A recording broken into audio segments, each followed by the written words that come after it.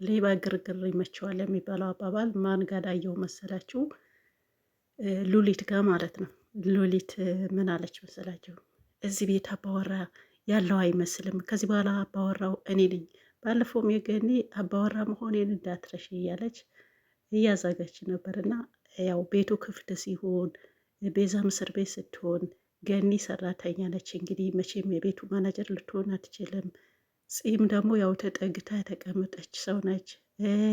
ኤፍራታም ደግሞ ወጥቃ ያው የተገኘች ወይም ደግሞ የተጣለች ልጅ ነች። ዋና ባለቤትነቱ የቤዛ ነው። ቤዛ ደግሞ እስር ቤት ነች። ናታን ደግሞ ተጠግቶ ያለ ሰው ነው። ስለዚህ ገኒ ምን መሆን ነበረባት? ማናጀር ወይም ደግሞ የቤቱ ኃላፊ ሙዲር መሆን ነበረባት እና ምክንያቱም የቤዛ ያጎት ሚስት ነች ማለት ነው። ራስ እሷ ነች የምትቀርበው።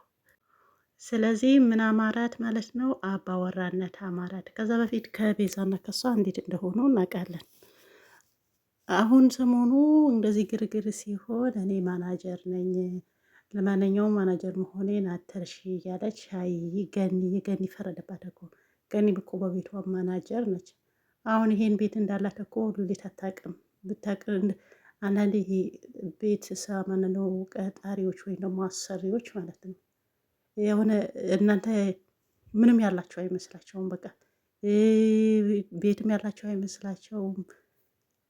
ምንድን ነው አለች የሆነ ጊዜ የሆነች ሰራተኛና መዳም ተጣልተው ኢትዮጵያ የኛዋ ማለት ነው የኛው መዳም ቅመምና ከአረብ ተጣልተው ሰምታችኋል አይደል? ሚዲያ ላይ እናንተ ሀገር ሽንት ቤት የለም አደለችንም?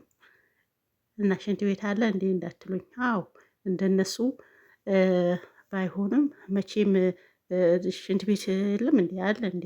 ባይኖር ራሱ ጫካ አለ። ትቀልዳላችሁ እንዴ? ገጠሩ አካባቢ ማለት ነው። አይ ግን አሁን በአሁኑ ሰዓት ራሱ ገጠሩ ራሱ ሰንጥሏል። ይህ እንደ መጀመሪያ ጫካ ራቅ ብሎ መሄድ ምናምን መሸን ቀርቷል። እና ሁሉም በየሰፈሩ ያቅምቴው ሽንት ቤት አለ ማለት ነው።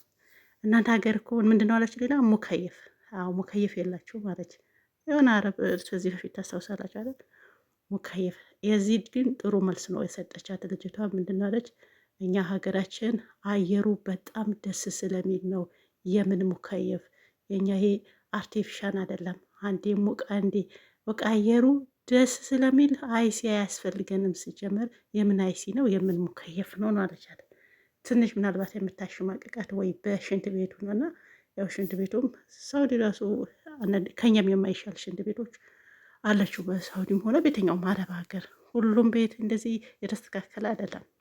እና በጥቅሉ በልተን የምናድር አይመስላቸውም።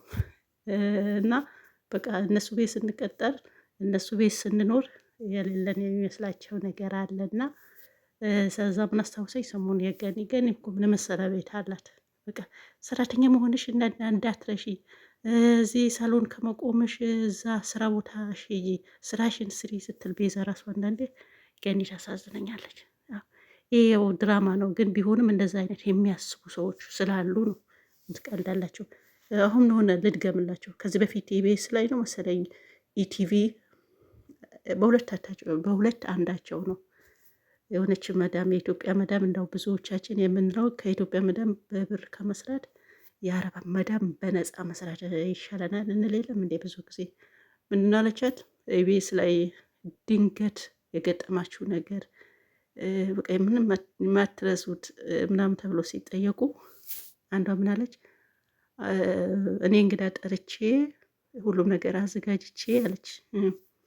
እንግዶቹ እየመጡ ቤት እየነገርኳቸው በዚህ እያልኳቸው ሊመጡ ነው ሽሮ ጉድ እያልኩ የሆነ ጊዜ ስልኬን በፍሪጅ አስቀመጥኩት አለች። ረስታው ማለት ነው። ከዛ እንግዶቹ እየመጡ ነው ብፈልግ የለም። ከዛ እነሱም ደወሉ መጨረሻ ወደ ቤታቸው ሄዱ አለች። እኔም ስልክ ያጣውን አላስ ቆየው ቁጭ አልኩ። በቃ ታኛው ተነሳው። ከሆነ ሰዓት በኋላ ፍሪጅ ስከፍት አገኘሁታለች።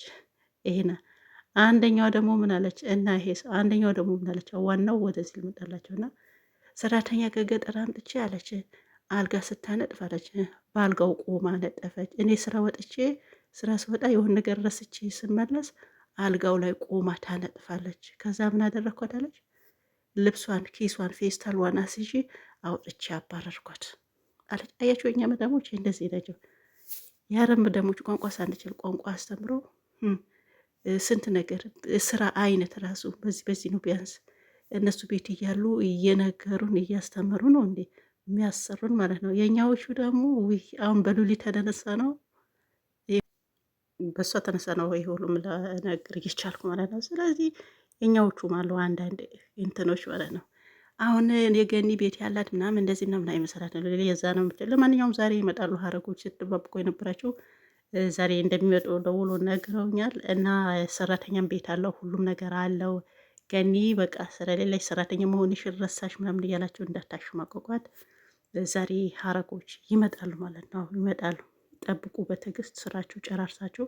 እስከዛ ፏፏ ብላችሁ ጠብቁ። ሰላማችሁ ይብዛ። ባይ